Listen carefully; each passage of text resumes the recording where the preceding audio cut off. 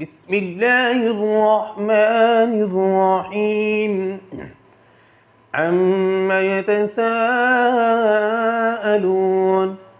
عن النبأ العظيم الذي هم فيه مختلفون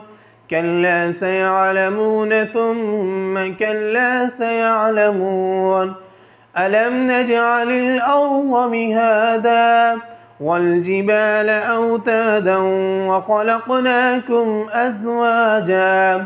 وجعلنا نومكم سباتا وجعلنا الليل لباسا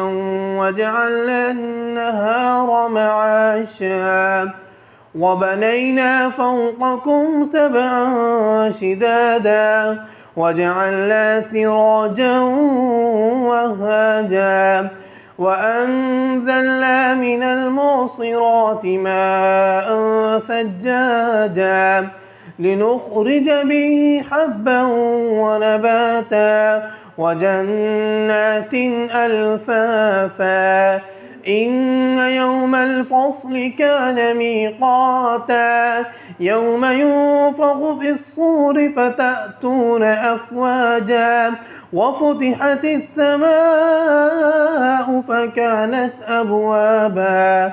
وسيرت الجبال فكانت سرابا إن جهنم كانت مرصادا للطاغين مآبا لامثين فيها أحقابا لا يذوقون فيها بردا ولا شرابا إلا حميما وغساقا جزاء وفاقا إنهم كانوا لا يرجون حسابا وكذبوا بآياتنا كذابا وكل شيء أحصيناه كتابا فذوقوا فلن نزيدكم إلا عذابا إن للمتقين مفازا حدائق وأعنابا وكواعب أترابا وكأسا دهاقا لا يسمعون فيها لغوا ولا كذابا جزاء من ربك عطاء حسابا رب السماوات والأرض وما بينهما الرحمن لا يملكون منه خطابا